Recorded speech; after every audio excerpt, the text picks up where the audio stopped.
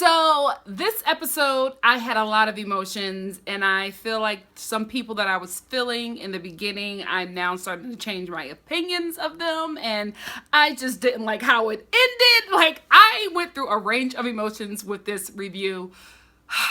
So let's talk about it. So, I like Eric. I really do. I think that they are so cute together. They're such a cute couple. Like, I love, and I mean, she did this with everybody, but for me, I felt like this was very special. When she's like running up to Eric and she jumps in his arms and they kiss and they embrace, and then they're like sitting down on the bench and she's leaning on him and they're talking. It just looks so comfortable and effortless, and I feel like she melts into him. I feel like with her, with Brian, it's just, I always see sex, right?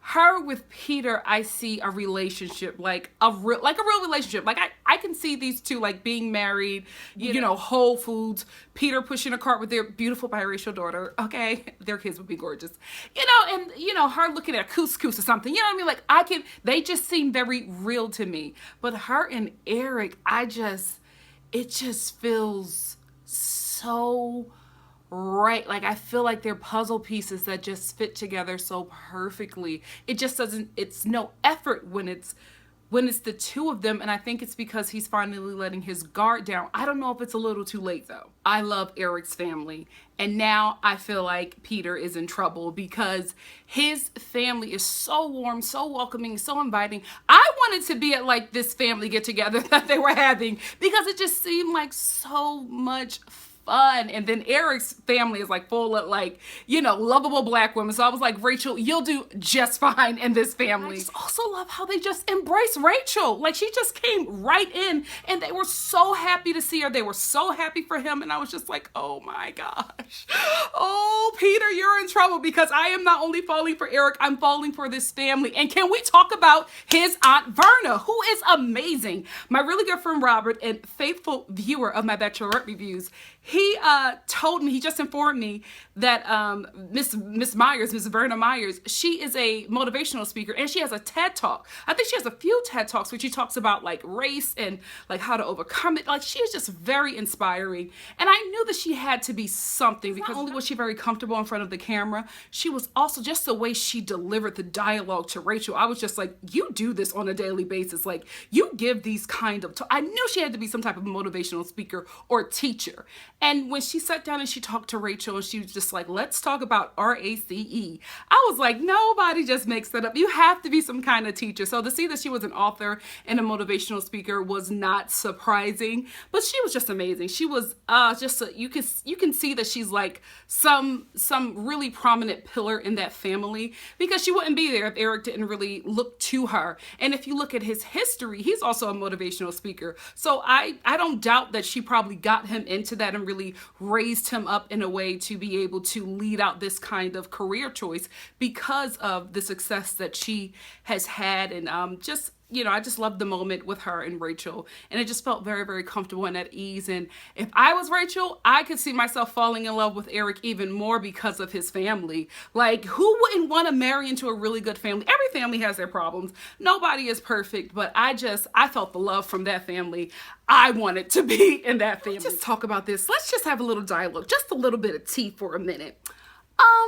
Eric looks nothing like his parents and everything like Aunt Verna. Like, I was looking at her and I was looking at Eric's mom, and I was going back to his dad, and I was just like, I would like to officially declare I am now Team Eric. Sorry, Peter. This family, the time that the producers have spent focusing on Eric allows me to really see what Rachel sees. And I think what happened, and I talked about this before, I think what happened is that they spent so much time on Yosemite Sam and Kenny that we just did not have enough time to really develop by camera these guys, but Rachel was spending time with them. So that's why she picked Matt and Adam all the way to the end. But we had no idea who they were because a lot of the footage went to Kenny and Yosemite Sam. And I feel like had we been focused on Eric from the beginning, we would see what Rachel sees, but we didn't get that. So now that those guys are gone, we're able to focus on Eric, and every time we focus on him, I fall, more and more in like like with him. I was going to say love, but I feel like that's thrown around so much. But I see what Rachel sees in him now. I understand it. I get the butterflies when he's on screen. I get it, Rachel. I get it. Is it enough to make him the one, though? Because I don't think they'll make him the Bachelor. I feel like they'll make my baby... Oh, I'm not even going to get into Dean right now. Heartbroken.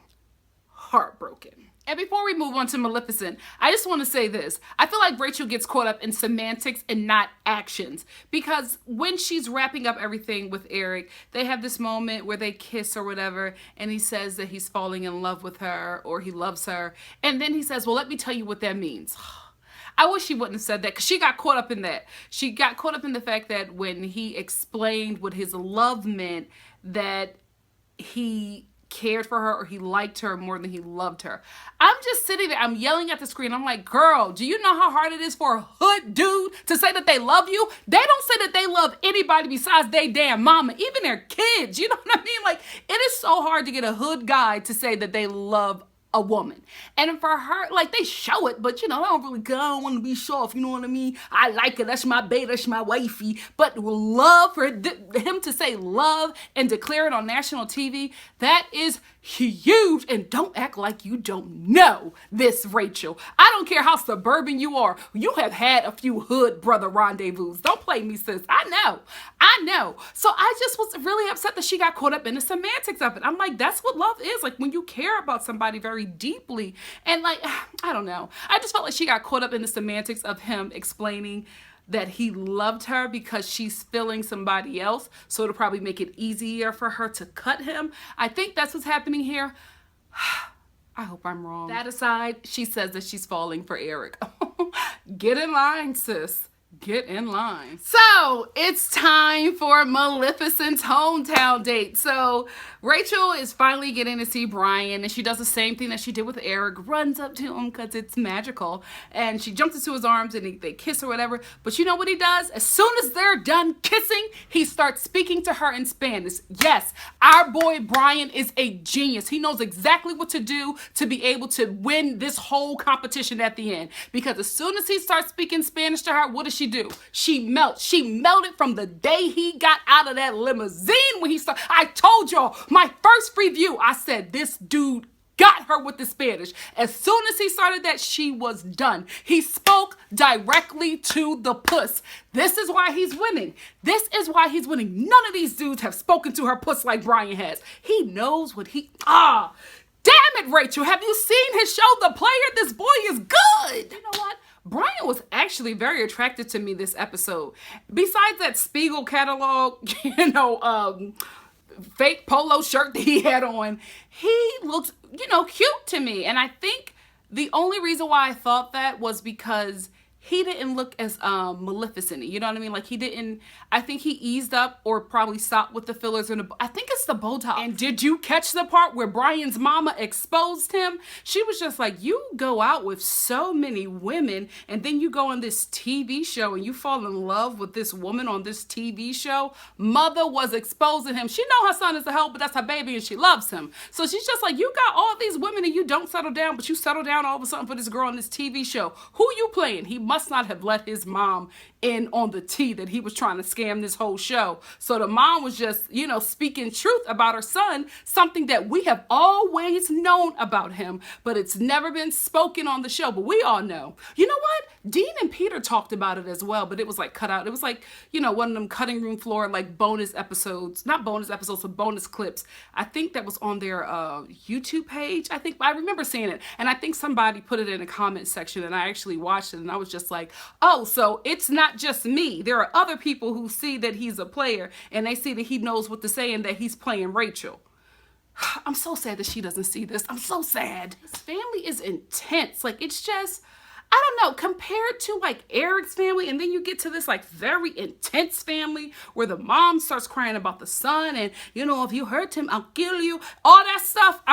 Nope. This is not a family that you will want to be a part of, because this is why.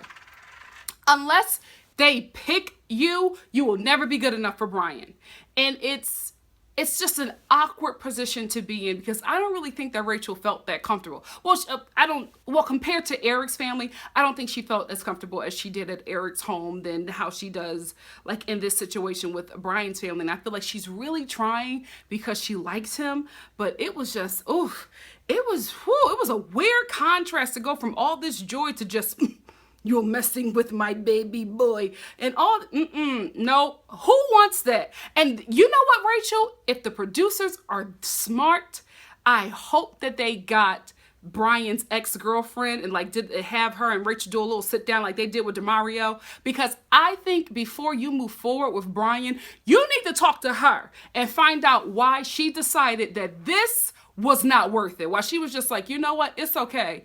I can walk away from this. A woman rarely walks away from a man. Because we've just been raised to just stick by their sides no matter what. But like when a woman finally walks away, she's fed up. She's fed up, she's had enough, and she's done. Rachel, talk to that girl before you marry this dude because we all know you picked him. So now we're at Peter's hometown, and I can't take this. He's so beautiful. I love them together. Like, even when he hugs her, I'm just like, it just seems like you guys have been married for years. It just seems so right. Anyway, he hugs her, he kisses her, and he says, welcome home. And as soon as he said the welcome home, I suddenly became confused about being on Team Eric. But I'm still sticking with Team Eric, but I was just like, ooh. This is why I was Team Peter for like ever. Peter takes her around his local farmer's market and just basically shows her where he grew up. And the only thing I could really focus on was Rachel's stank walk.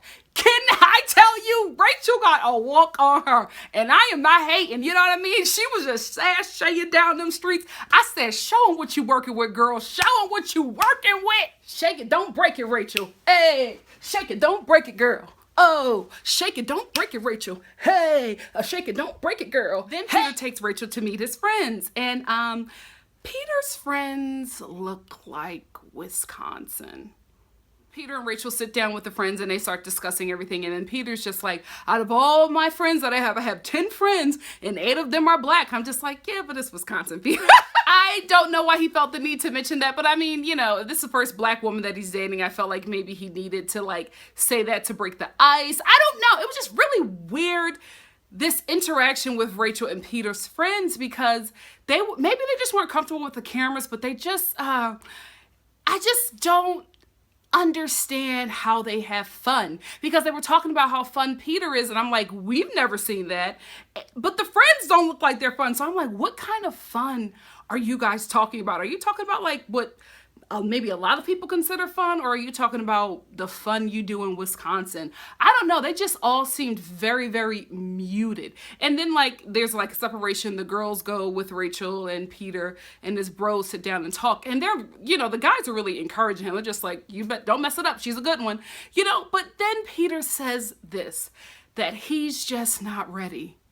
Dude, why the hell you on this show? You know that at the end of the show, you have to propose to the woman if you are picked, to the Bachelorette if you are picked. So all of a sudden you're not ready and you don't know if you want to make that decision with her. Like, I'm just like, dude, what are you doing? Like, this is the thing. Oh gosh, this is my confusion with Peter, because I feel like he really likes Rachel, and I feel like maybe this is the real deal with him. So he doesn't want to mess it up, and he doesn't want to move at a false pace, because I feel like he really is interested in Rachel for a relationship and possible marriage. I feel like he's really considering her in real life. We're on the TV show though, boo. This ain't real life. So you got to play the game so that you could get the proposal. And I know that he probably is very married. I don't know. You know what?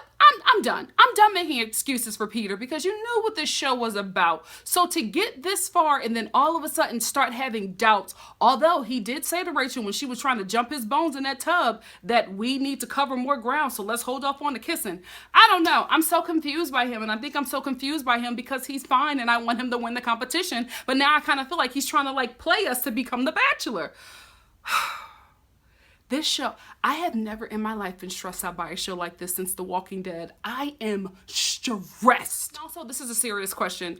I don't really know the answer to this, because I remember watching the first Bachelorette, but I don't know if the proposal is a requirement. Now, is it a requirement for the dude who was picked at the end to propose? Like, is the end game of this show marriage? I thought the end game of this show was finding somebody who's serious about like marriage and kids and it's ready for that, but you're finding somebody to go on the rest of the dating journey with. But this episode is really making me believe that the person has to propose. Like, it's a requirement for the person to propose. Having said that, I can understand why Peter doesn't want to do it if he's not there, because it's obviously very sacred and important to him. But then again, why is he on this show? And also, I don't know why the end game of the show is a proposal. I don't think that marriage, for a lot of people, marriage is sacred. And I don't think that marriage in any form, not just the Christian form, marriage, commitment, there are a lot of different cultures who, marriage is sacred to, you know what I mean? Like, America is willy-nilly. You date until you're dead, you know what I mean? But to a lot of people, marriage is very sacred and it shouldn't be taken lightly. So I'm kind of like turned off by that you have to propose at the end. I don't think you should have to propose. I think you should have to like be sure that you want to be in a relationship with this person and want to pursue the relationship outside of the cameras. But I don't think that anybody would honestly be ready to propose to someone having known them for a few weeks. Like, it doesn't make sense to me. But let me know in the comment section below if marriage is the end, or a proposal is the end game of this show. Then we meet Peter's mama in this John and Kate +8 here. Oh, ma'am, you are serving Wisconsin, mama. You are serving it. So Peter's mom is the real deal. Like, oh, man. Rachel keeps on getting these guys who are like precious to their moms. She don't play. Like, the minute Rachel walked in, like, you know, the men of the family were like, hey, you know, the mom, she gave the like, but she sized her up real quick. I could see it all over her face. She was sizing this girl up. And I'm kind of concerned for Rachel, because I'm just like, if the mom ain't on board, I don't think she's going to get the go-ahead, because Peter's mom seems like she's that matriarch, you know what I mean? She seems like she's the one that runs that family, and if she's not okay with the girl, Peter can't move forward. Just like with Brian's mom. But I feel like Brian, because he's the baby boy, he'll do whatever he wants, and the mom will just, you know, go along with it because she loves him. But I feel like with Peter's mom, it's mom's way or the highway. Because even when she sits down and talks to Rachel, she doesn't like give her the answers to make her son seem like the one you want to be with at the end. She's just like, he's not ready. And like, you're saying this to the girl who he's on the show with, who he might just win. And the end game of this show, I guess, is marriage. So why are you saying that your son is not ready for marriage if it's one true, or if you're also in on him scamming and becoming a bachelor? I don't know. I'm so confused by Peter at this point. And then did you hear in their conversation where she was talking to Rachel, she's just like, where do you see yourself in 4 years? And Rachel, married with 2 kids. Damn, 4 years? Are you even going to have like a honeymoon phase? 2 kids? Like, right, like her 4 years, I don't know. Maybe it's a Texas thing.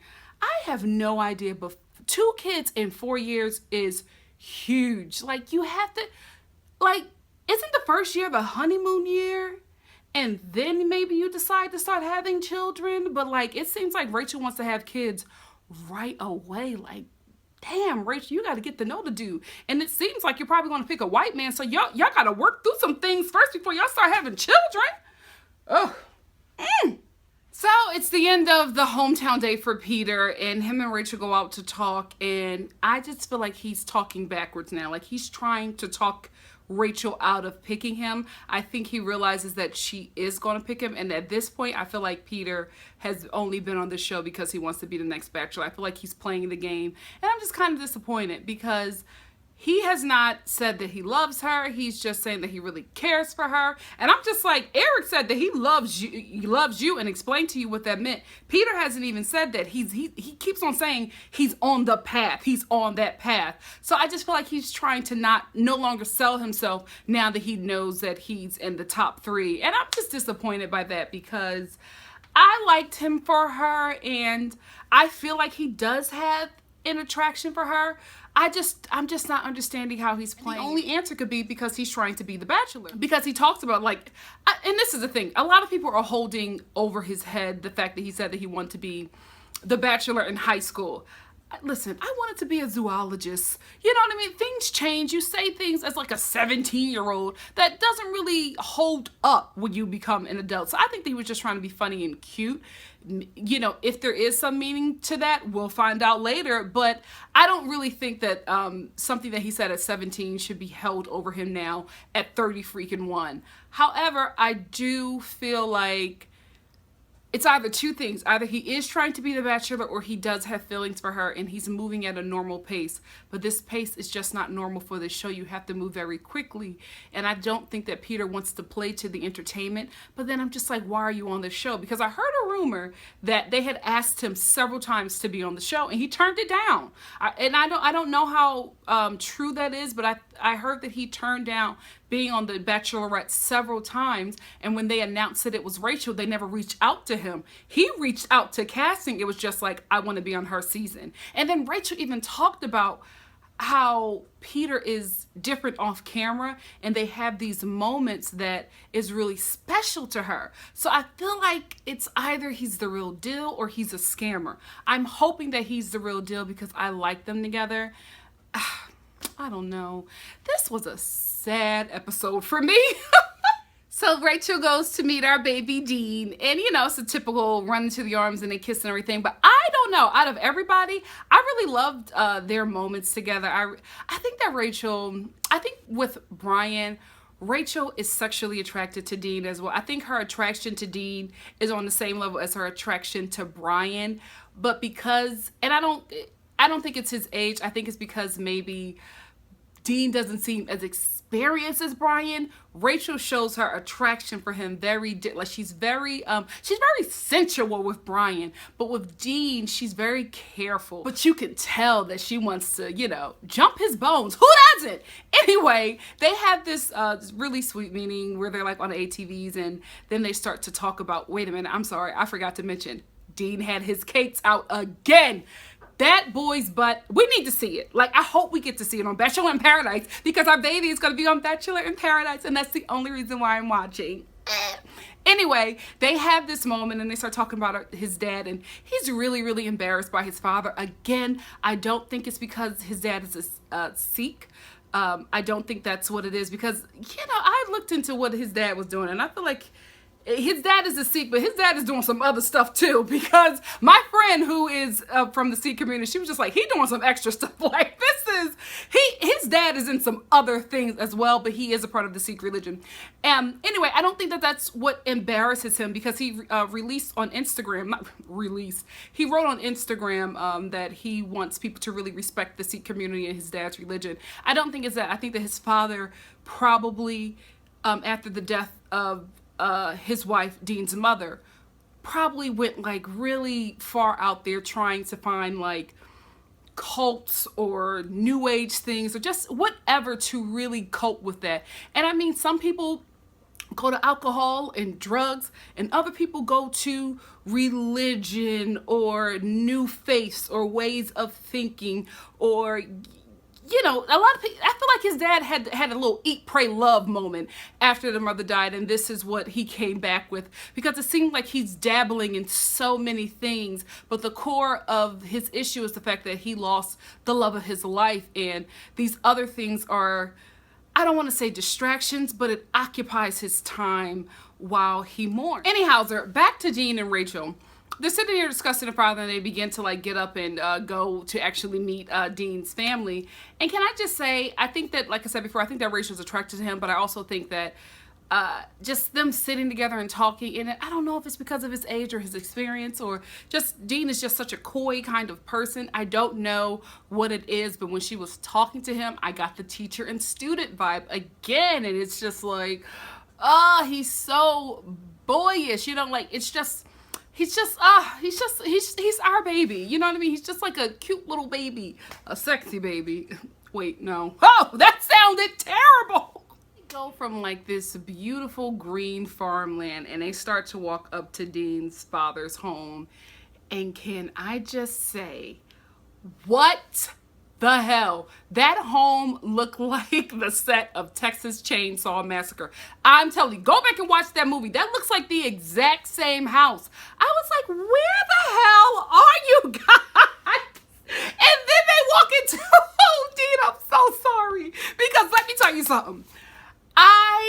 My family, y'all would never do that to me on national TV. They walk into the home, there's no furniture. Dean is just like, so what happened to the dining table? You know, I could tell that this was his first time entering because his face got bright red and he's just like, oh, where's the furniture?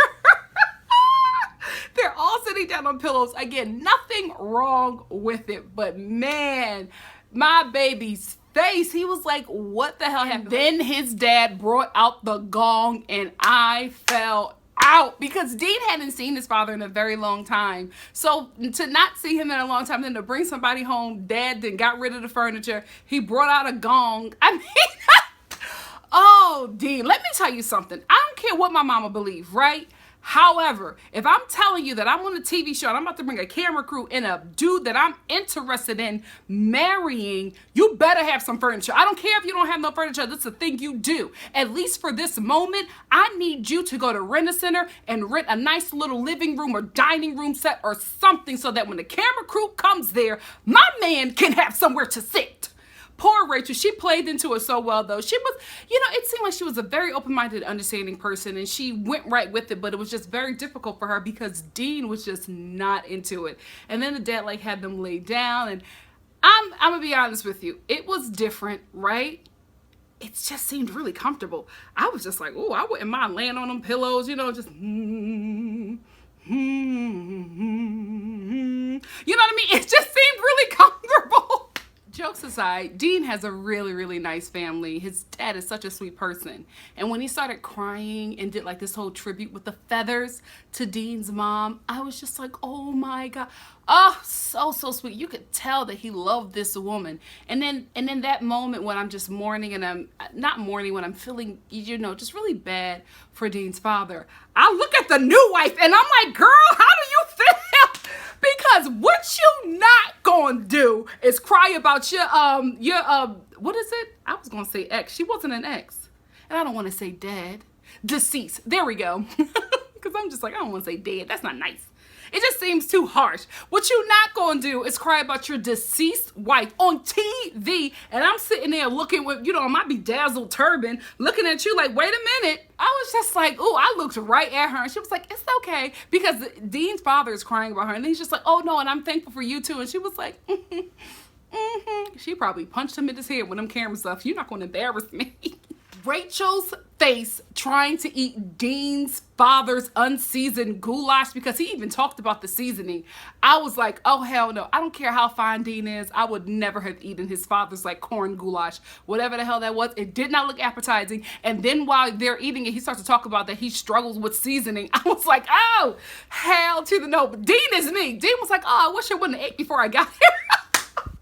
Yes, Dean. Then Rachel has a little downtime and she talks to Dean's sister, and it's so difficult because I felt for Dean even more in this situation, because she was just like, the sister loves him, you know what I mean? He just really takes care of everybody and everything, and he seems like he would be a great husband, you know. And I always think that if Dean was a little bit older, he would be good for Rachel, but I feel like Dean has went through so much in his life that he probably had to mature quickly. I think he'll be good for Rachel. I think he'll be a good husband at this point for Rachel. I do think that Rachel probably... No, you know what? Not for Rachel. I think that he will be a good, like, I think that Dean could get married today. I think that he's ready. I think that some men have a different journey. Dean has been on such a journey. He's ready. I feel like for Rachel, Rachel wants a guy that's a bit more aggressive. You know what I mean? It feels like with Dean, like Rachel's kind of always going in with the kisses and guiding. He's just not experienced. Rachel, listen, let's tell the truth and shame the devil. Rachel want to be thrown around the bedroom and stuff, you know, dominated. Listen, everybody has their thing. Ain't nothing wrong with it. But I just feel like she would have to tell Dean, like, what to do to her sexually. You know, why am I whispering? I'm here for myself. I told you I'm a prude. But I just feel like, damn it. I just feel like she doesn't want to teach a man how to please her. Because she got a dude that already does it without penetration. Could you imagine what Brian would do? Let's talk about, you know what, we will not. I'm just saying, Brian is very sensual without like penetration. Can you imagine what his penetration would be like? You know what? Let's go on a journey. Let's not. So while I'm falling deeper for Dean because his sister describes him as somebody who is so amazing, we cut to the cameras of Dean like going off on his dad about their issues that they've had since he was 15. And I'm like, Dean, this is not the time or the place. Like, you don't confront your father for emotionally abandoning you because he lost the love of his life when you were a kid on national TV. I love Dean. I did not like this moment that he had with his father. I felt like it was completely disrespectful and he was wrong to bulldoze him like that with cameras, with guests. It was just wrong, and I felt really bad for his dad because it seems like his father was a really awesome father. He just experienced a huge trauma. He lost his wife, somebody who he's still in love with, and he tried to do the best that he could. He said, I've been the provider, so I was just providing. I'm sorry that I could not give you that part that left when your mother died, that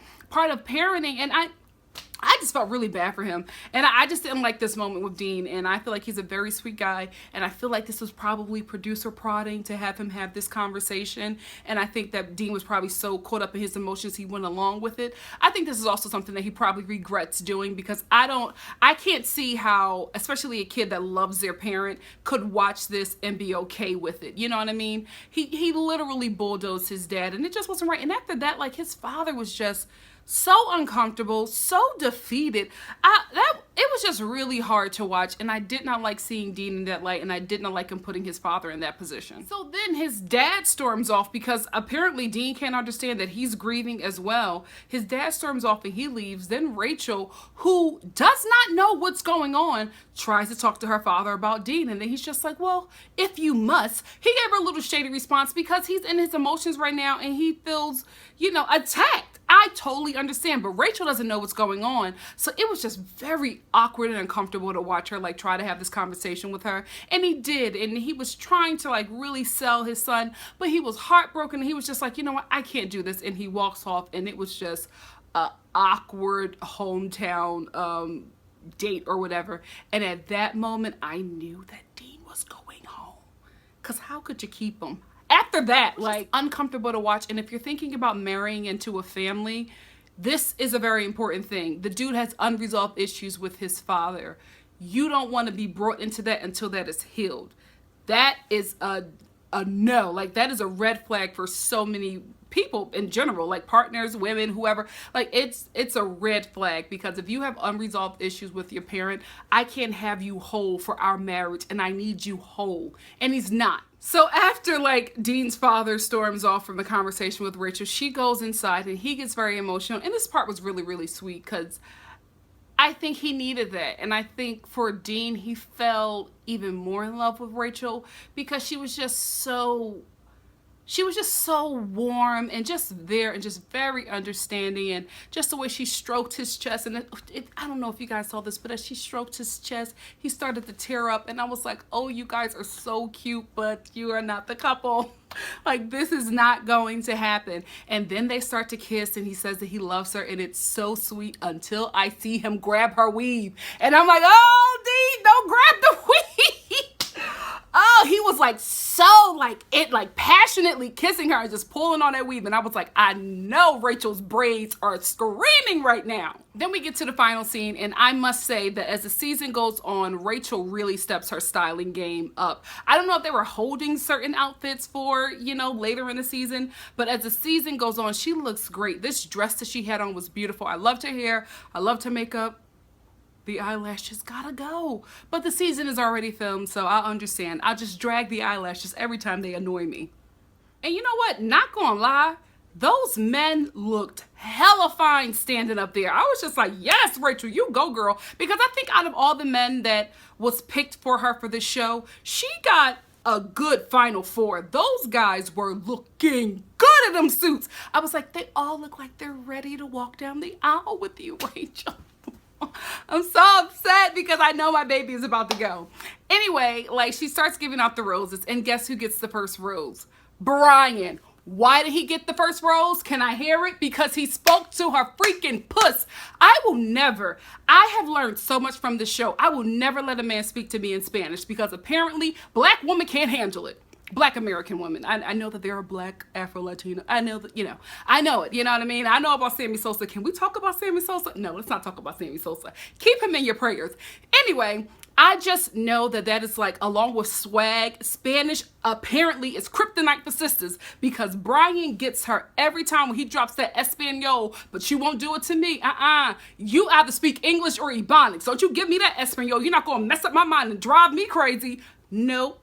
But it's so sexy. That's the problem. Eric gets the second rose. So for me, that signaled who the final two were going to be. Peter's gone home next week. This is why Rachel is not sure about him, and she is not sure that he is going to propose to her, because he obviously said it. So Peter's going home next week, guys. From day one, I was riding with that dude. Damn it! I got to change my fantasy league top. Damn, I had this boy as the winner. This is a really hard game show. You can't call it. Every week, these men show different forms of themselves. So you just, this is a good show. Like, I'm pulled in. This is a good show. Despite the racism that they tried to lead with as a storyline, everything else I really enjoyed. Anyway, back to the roses. She starts to give him out, then Eric gets the second rose, and I know that means that Peter is going to go home the next episode, because you're not going to send Peter home when the hometown date didn't really reflect too many issues. Dean's hometown date had so many layers and issues. It showed that he is in love with her, but he's just not ready, because he needs to fix that issue with his father. Like, I couldn't see a woman wanting to marry a guy who has huge issues with a parent. That is deep. You know what I mean? That is something that you're just not comfortable with this partner, because if somebody who is a part of you, responsible for your life, you have deep-seated issues with, that person needs to fix that, because you don't know how that is going to come out of them, and if that anger or resentment or whatever issues will come out on you, that he'll, that those issues that he has, he'll put them on you, or he'll lash out at you, or will he do the same thing as a father for your children? It's so many questions. So although I was so sad to see Dean go, I understood why Rachel sent him home. It was the hometown date, because had the hometown date been perfect, Peter will be going home, because he's not going to propose. Rachel, I think they have something real, but he's not going to propose, so you can't have him at the end of the show, because at the end of the day, this is a reality game show. You know what I mean? Like, the prize is Rachel at the end, and the prize is getting an engagement for the viewers. Like, this is how the show is set up, I think. Let me know if that's if I'm right about that in the comment section below.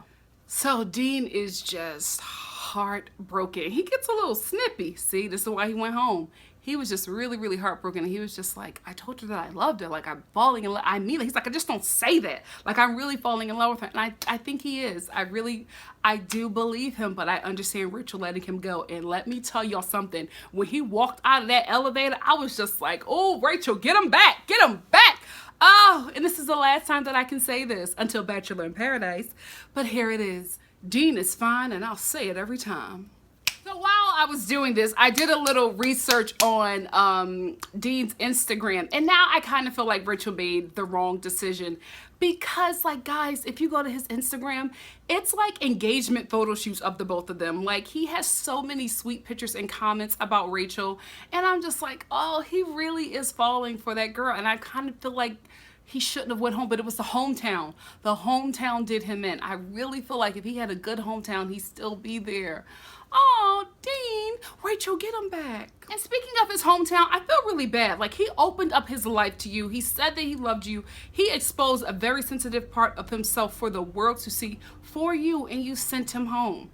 Whew, Rachel don't play. When she cut these dudes, she cut these dudes. Like, Peter should have went home. She really should have, but that freaking gong did Dean in, because Dean, I feel like Dean would have proposed. Peter is not proposing. He wants to be the Bachelor, or he wants to take it slow on a damn TV show. Oh my goodness. Get Dean back. Girl, go get Dean back. However, Dean, if you're a little heartbroken and you don't want to go back to Rachel, but you still want to take a trip on the black cells, call me. Oh no, it's this.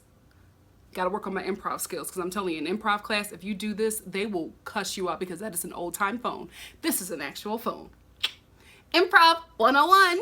So next week, the last three guys meets Rachel's family. And I'm telling you right now, Eric is going to swoon that whole family. Brian, for what it looks like, Brian is about to be exposed. And Rachel's sister, who looked like she did not come to play with you hoes, she came to slay, is going to see Brian for what he really is. And finally, we'll get to see him exposed. This is the thing.